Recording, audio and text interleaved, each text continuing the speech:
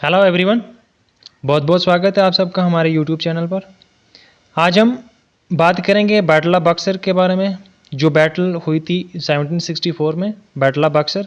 हम आज इस वीडियो में इसके बारे में बात करें, लेकिन इससे पहले जिन्होंने बैटल ऑफ प्लासी नहीं देखी है, आप जाइए हमारे चैनल पे, बैटल ऑफ प्लासी की वीडियो पड़ी है, आप बैटल ऑफ प्लासी देखिए, उसके बाद ही इस वीडियो पे आना। तो ये बैटल ऑफ प्लासी जो थी, this battle was fought between English forces, joint army of nawab of Awadh and Mughal empire. एक तरफ था इंग्लिश फोर्स, दूसरी तरफ थी तीन forces, joint army of nawab of Awadh, Mughal empire और नवाब ऑफ बंगाल। जो नवाब ऑफ अवध था वो था सिराजुद्दौला, और नवाब ऑफ बंगाल जो था मीर कासिम, और मुगल एम्पायर जो था वो था शाह आलम सेकंड। तो इन फोर्सेस के बीच में जो बैटल ऑफ बक्सर है ये लड़ी जाती है 1764 में। इस बैटल में, ये जो बैटल हुई थी, इसका जो आउटकम था, that mean misuse of फरमान का मिस यूज हो रहा था, and Dastak and also trade. तो इन तीन चीज़ों का मिस यूज हो रहा था।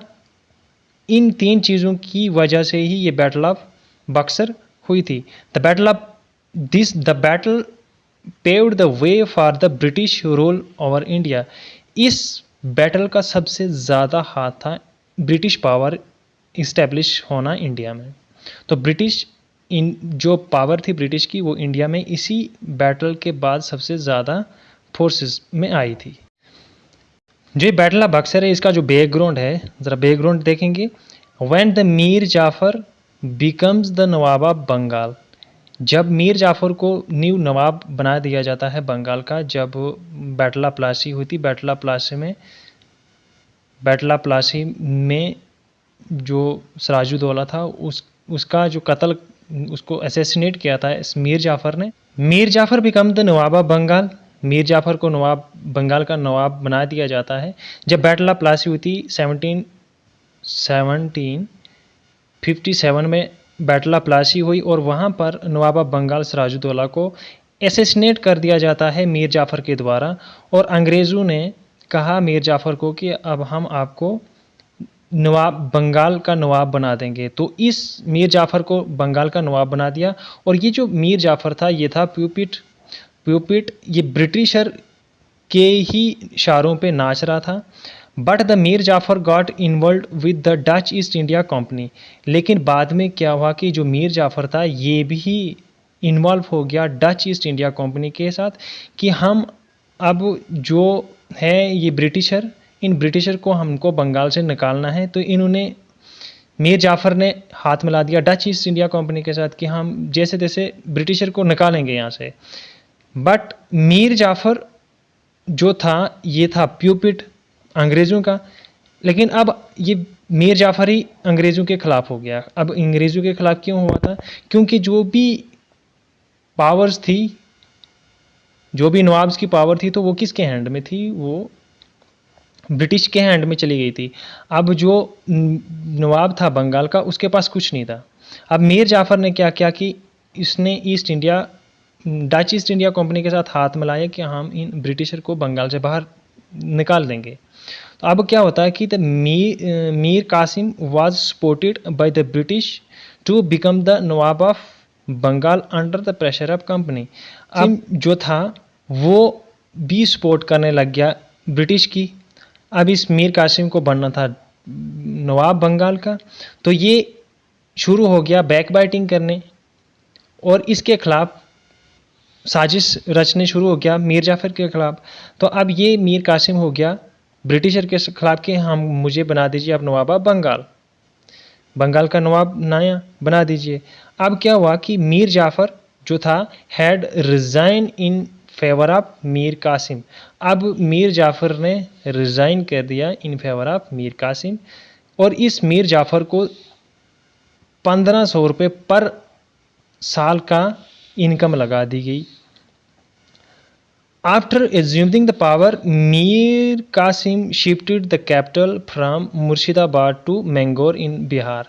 अब क्या हुआ कि जब नवाब बना दिया जाता है मीर कासिम को, तो मीर कासिम को लगने लगा कि अब मैं नवाब बन गया हूँ, बट इसकी भी पावर जो थी वो सब की सारी पावर ब्रिटिशर के हाथ में है।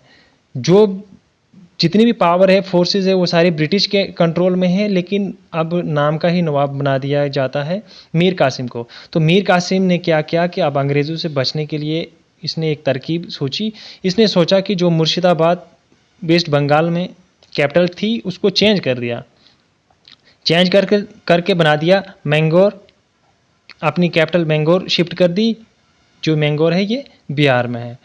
This is safe distance from the company at Kolkata. अब कोलकाता कंपनी ने अपनी जड़ें मजबूत कर दी थी कोलकाता में, धीरे धीरे और मजबूत कर रही थी। तो मीर कासिम ने अपनी कैपिटल को इनसे दूर शिफ्ट करके थोड़ा डिस्टेंस क्रिएट कर लिया, मेंटेन कर लिया। The important step were recognising the bureaucracy and the man of his own choice and remodelling the army to enhance its skill and efficiency. अब क्या हुआ कि इस मीर कासिम ने बिहार मैंगलोर में आके ब्यूरोक्रेसी को स्ट्रांग करने की कोशिश करी और रीमॉडलिंग करी अपनी आर्मी की को इनहेंस करने की। इस मीर कासिम ने क्या किया कि फॉरेन से लोगों को, फॉरेन से बंदों को हायर किया कि वो हमारी आर्मी को ट्रेन करे ब्रिटिश के खिलाफ लड़ाई में लड़ने के लिए। तो इसने ये काम करा। अब क्या हुआ कि Mir Qasim fled to Awadh and Mughal empire. अब अवध के नवाब के साथ मिला, मुगल के एम्पायर के साथ में मिला जाके मीर कासिम चाहता था कि रिकवरी हो बंगाल की। किससे रिकवरी हो? इंग्लिश जो भी ब्रिटिशर थे उनसे रिकवरी हो। Mir Qasim soldiers made the English army troops directed by the major Munro. जो इंग्लिश आर्मी थी तो उसको डायरेक्ट कर रहा था मेजर मुनरो इन 1764। 1764 में ये लड़ाई लड़ी जाती है बैटल ऑफ बक्सर। अब क्या होता कि जो बैटल ऑफ प्लासी थी उसमें जो आर्मी को लीड कर रहे थे तो वो था रॉबर्ट क्लाइव, लेकिन अब रॉबर्ट क्लाइव लीड नहीं कर रहा है, उसकी जगह पे major Munro. Mir Qasim, Shujauddaula and Shah Alam second, ये तीन बंदे, ये है नवाब ऑफ अवध, ये है नवाब ऑफ बंगाल और ये है मुगल एम्पायर। इन तीन नवाबों की आर्मी जो है वो हार जाती है इस बैटल में 1764 में। तो ये बैटल अक्टूबर 22 1764 में लड़ी जाती है और ये हार जाते हैं। Major Hector Munro won a decisive battle and Robert Clive had a major role in that। अब मेजर मुनरो जो है ये बैटल को जीत लेता है और इस बैटल में जो रॉबर्ट क्लाइव था इसका बहुत बड़ा हाथ था। Mir Qasim absconded from the battle and other two surrendered to English army.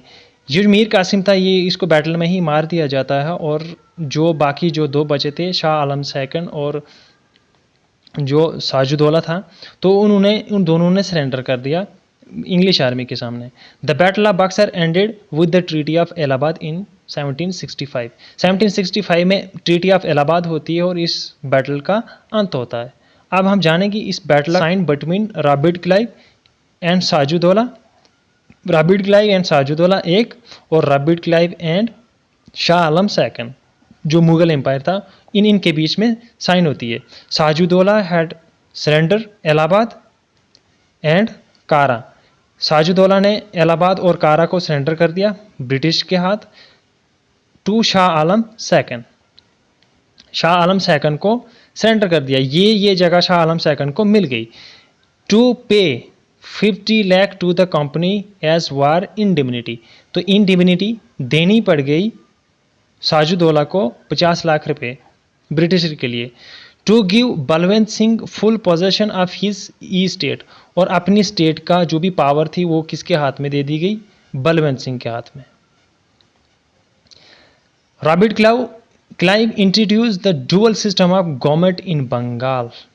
Robert Clive ने बंगाल में डुअल गवर्नमेंट सिस्टम इंट्रोड्यूस कर दिया। कि इस गवर्नमेंट का जो होगा दो रूल्स होंगे। The company and the nawab in Bengal diwani collecting revenue and nizamat in control of British. तो ये निज़ामत और दीवानी जो था, दीवानी होता है जो कलेक्टिंग रेवेन्यू, तो ये सारा का सारा ब्रिटिश कंट्रोल करेंगे। और निज़ामत हो गया कि जो भी नवाब होगा are responsible for maintaining peace and order. Peace और ऑर्डर जो है मेंटेन करेगा नवाब, लेकिन इसमें कंट्रोल जो होगा आर्मी का वो किसके पास होगा, वो होगा ब्रिटिशर के पास। जो भी फंड्स होंगी, जो भी फोर्स होगी, तो उस इन पे जो भी